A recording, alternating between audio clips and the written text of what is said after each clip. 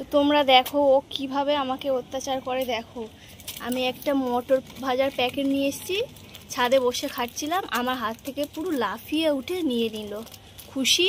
আমাকে কি খেতে দিবি না? এই কেমন বসেছে দেখো, বসার স্টাইলটা দেখো। এই দে দে আমাকে, আমার মটর ভাজা আমাকে দে। এই দে দে, মারবো, খুব মারবো। কিভাবে মটর ভাজাটার প্যাকেটটা দেখো খাচ্ছে। তুই দিবি না তো আমাকে? এবার নষ্ট করবি, তুই তো খাবি না ওই রকম। হ্যাঁ, ছিটতেই থাকবি। এত দুষ্টু হয়েছে তোমাদেরকে আমি কি বলবো। আয় আয় আয় খুশি, আয় আয় আয়, দিয়ে দে আমাকে একটু, দে খুশি। কেমনভাবে দেখো প্লাস্টিকটা খাচ্ছে।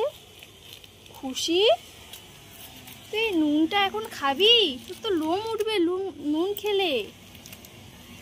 ওকে আমি নুন খাবার দিই না, সব সেদ্ধ খায়। এখানে দেখো মটর ভাজা খাচ্ছে কেমন বসে বসে, স্বাদ পেয়ে গেছে, বুঝছেই না।